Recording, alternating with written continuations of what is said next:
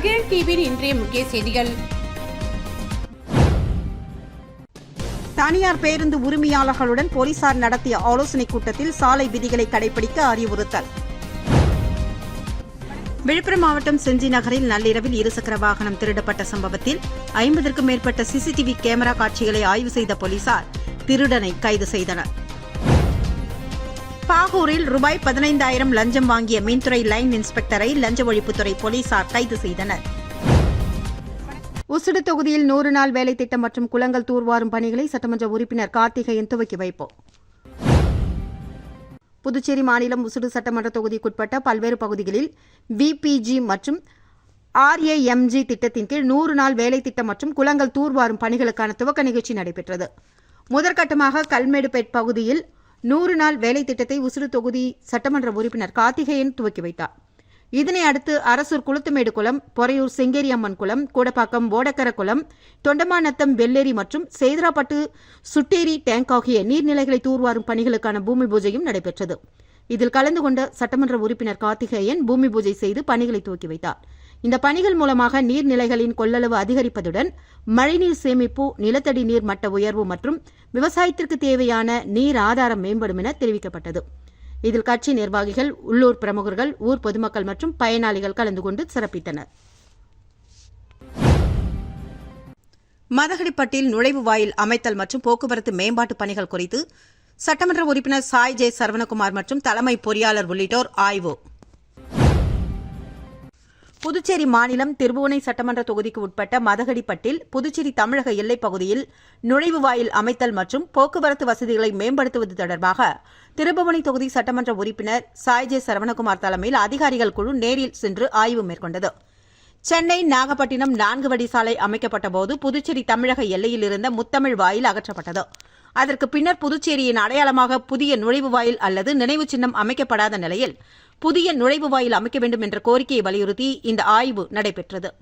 பொதுப்பணித்துறை தலைமை பொறியாளர் வீரசெல்வம், தேசிய நெடுஞ்சாலைத்துறை செயற்பொறியாளர் சீனிவாசன் ராம், உதவி பொறியாளர் சிவபிரகாசம், மண்ணாடிப்பட்டு கொம்யூன் பஞ்சாயத்து ஆணையர் எழில்ராஜன், உதவி பொறியாளர் மல்லிகார்ஜுனன், இளநிலை பொறியாளர் பாஸ்கர் உள்ளிட்ட அதிகாரிகள் இதில் கலந்து கொண்டு பல்வேறு அம்சங்கள் குறித்து ஆய்வு மேற்கொண்டனர். இந்த ஆய்வின் போது மதகடிப்பட்டு பகுதியில் போக்குவரத்து வழிகளை மேம்படுத்துதல், முக்கிய இடங்களில் ஹைமாஸ் மின் விளக்குகள் அமைத்தல், கழிவுநீர் பாலங்களை மேம்படுத்தி போக்குவரத்திற்கு பயன்படுத்துதல், காலை மற்றும் மாலை வேளையில் ஏற்படும் போக்குவரத்து நெரிசலை கட்டுப்படுத்துதல், அதிகரித்து வரும் டிப்பர் லாரிகள் பாதுகாப்பாக இயங்க தேவையான நடவடிக்கைகள் மேற்கொள்ளுதல் உள்ளிட்ட பல்வேறு கோரிக்கைகள் குறித்து விரிவாக ஆலோசிக்கப்பட்டது. இதில் திருபுவனை தொகுதியைச் சேர்ந்த தாவைக்கா நிர்வாகிகள், தொண்டர்கள், தியாகராஜன் உள்ளிட்ட பலர் கலந்து கொண்டனர். தனியார் பேருந்து உரிமையாளர்களுடன் போலீசார் நடத்திய ஆலோசனைக் கூட்டத்தில் சாலை விதிகளை கடைபிடிக்க அறிவுறுத்தல்.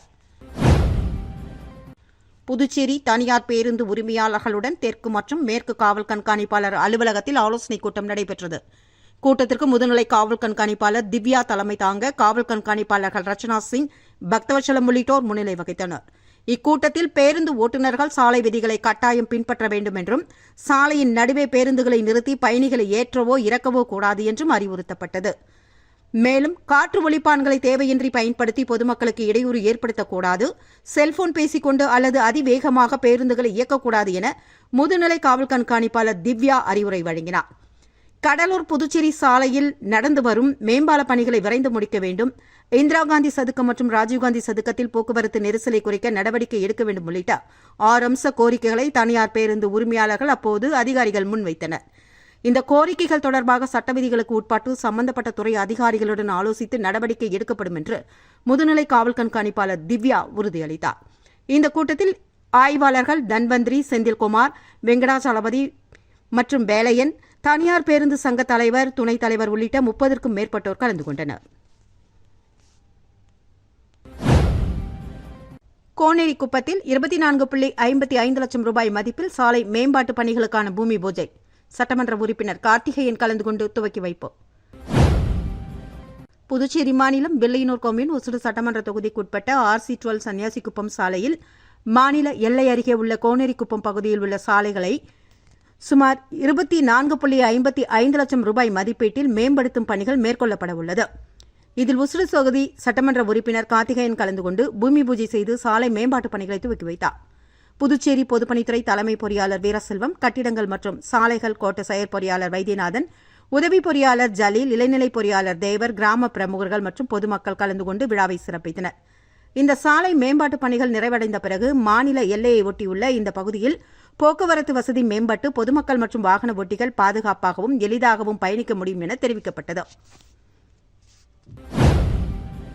மணவெளி தொகுதிக்குட்பட்ட ஞானமேட்டில் 46.54 லட்சம் ரூபாய் செலவில் சிமெண்ட் கான்கிரீட் சாலை அமைக்கும் பணியினை தொகுதி எம்எல்ஏ ராமு பூமி பூஜை செய்து துவக்கி வைத்தார்.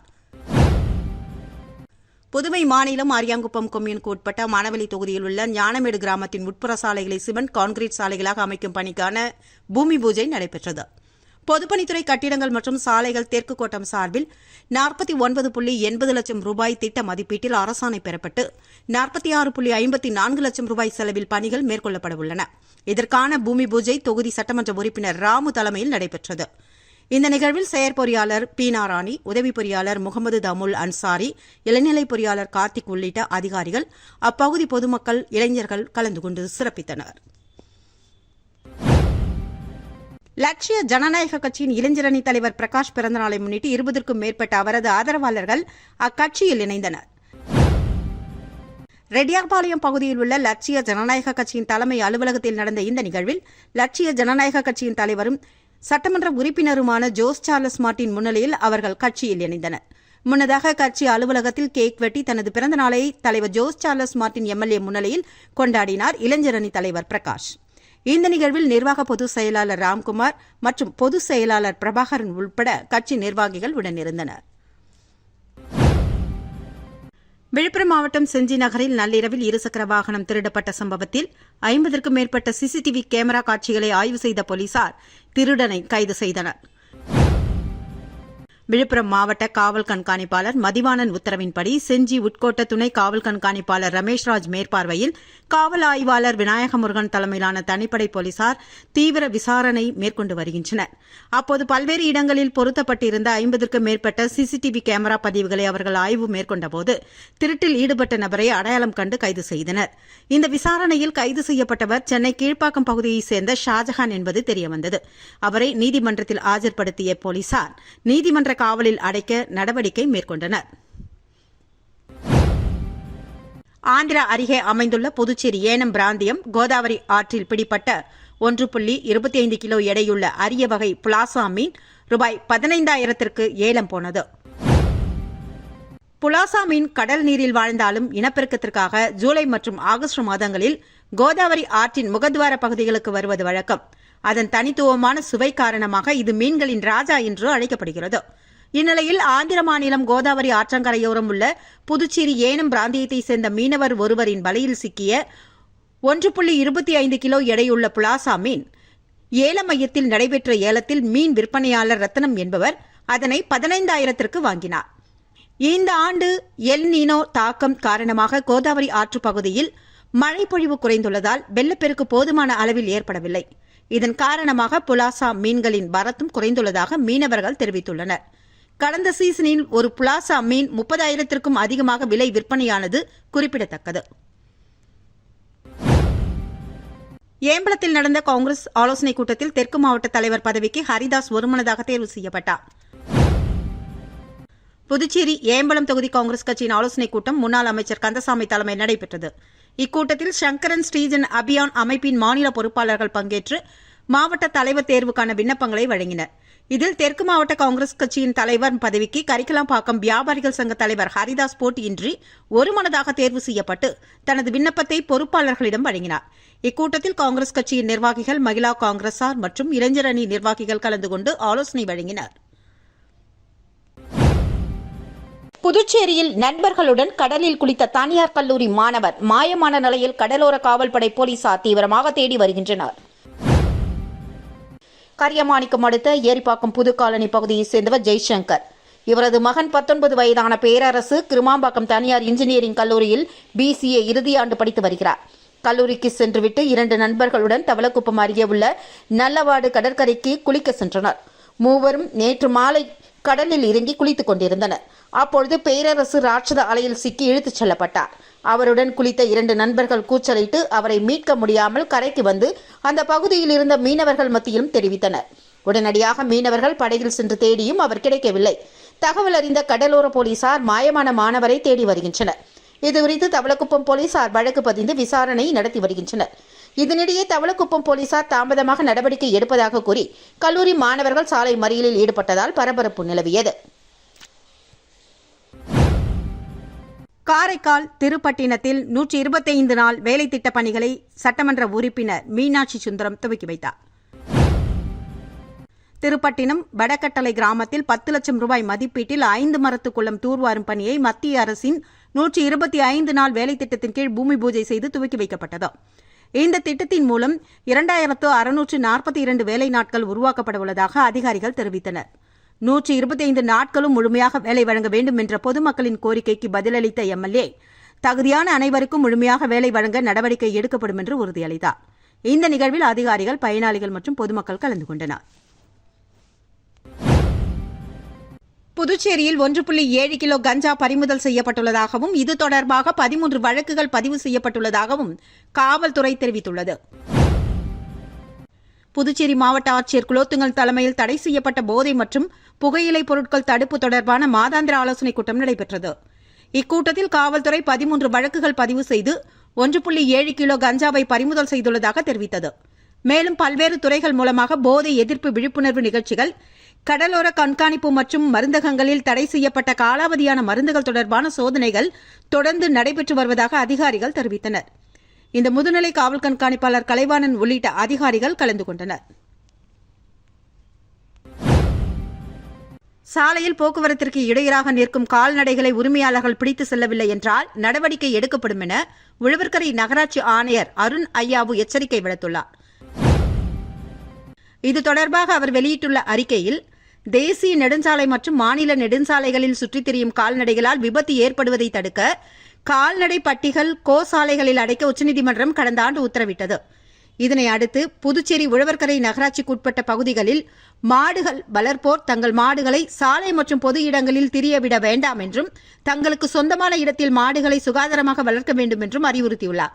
தொடர்ந்து மாடுகள் சாலையில் சுற்றித் திரிந்தால் ஊழியர்கள் மூலம் பிடித்து வரப்பட்டு அவற்றின் உரிமையாளர் மீது நடவடிக்கை மற்றும் அபராதம் விதிக்கப்படும் என்றும், பிடிக்கப்படும் மாடுகளை உரிமையாளரிடம் வழங்கப்பட மாட்டாது என்றும் குறிப்பிட்டுள்ளார். பாகூரில் ரூபாய் 15,000 லஞ்சம் வாங்கிய மின்துறை லைன் இன்ஸ்பெக்டரை லஞ்ச ஒழிப்புத்துறை போலீசார் கைது செய்தனர். புதுச்சேரி பாகூரை சேர்ந்த ஹோட்டல் உரிமையாளர் பரமசிவத்திடம் மின் இணைப்பை மீண்டும் வழங்குவதற்காக ரூபாய் 15,000 லஞ்சம் பெற்றதாக தவளக்குப்பம் மின்துறை லைன் இன்ஸ்பெக்டர் ஆறுமுகத்தை லஞ்ச ஒழிப்புத்துறை போலீசார் கையும் களவுமாக கைது செய்தனர். ஹோட்டலுக்கு அதிக மின் கட்டணம் நிலுவையில் இருந்ததால் மின் இணைப்பு துண்டிக்கப்பட்ட நிலையில் கட்டணத்தை குறைத்து மீண்டும் மின் இணைப்பு வழங்க ஆறுமுகம் ரூபாய் 15,000 லஞ்சம் கேட்டதாக கூறப்படுகிறது. இதனை அடுத்து பரமசிவம் லஞ்ச ஒழிப்புத்துறையில் புகார் அளித்தார். புகாரின் பேரில் ரசாயன பொடி தடவிய பணத்தை ஆறுமுகத்திடம் வழங்கியபோது அங்கு மறைந்திருந்த லஞ்ச ஒழிப்புத்துறை போலீசார் அவரை கையும் களவுமாக பிடித்து கைது செய்தனர். கைது செய்யப்பட்ட ஆறுமுகம் மீது ஏற்கனவே பல்வேறு லஞ்ச புகார்கள் இருப்பதாக கூறப்படுகிறது. அவரிடம் லஞ்ச ஒழிப்புத்துறை போலீசார் தொடர் விசாரணையில் ஈடுபட்டு வருகின்றனர். தனியார் பேருந்து உரிமையாளர்களுடன் போலீசார் நடத்திய ஆலோசனைக் கூட்டத்தில் சாலை விதிகளை கடைபிடிக்க அறிவுறுத்தல். விழுப்புரம் மாவட்டம் செஞ்சி நகரில் நள்ளிரவில் இருசக்கர வாகனம் திருடப்பட்ட சம்பவத்தில் 50க்கும் மேற்பட்ட சிசிடிவி கேமரா காட்சிகளை ஆய்வு செய்த போலீசார் திருடனை கைது செய்தனர். பாகூரில் ரூபாய் 15,000 லஞ்சம் வாங்கிய மின்துறை லைன் இன்ஸ்பெக்டரை லஞ்ச ஒழிப்புத்துறை போலீசார் கைது செய்தனர். இத்துடன் செய்திகள் நிறைவடைந்தன. வணக்கம்.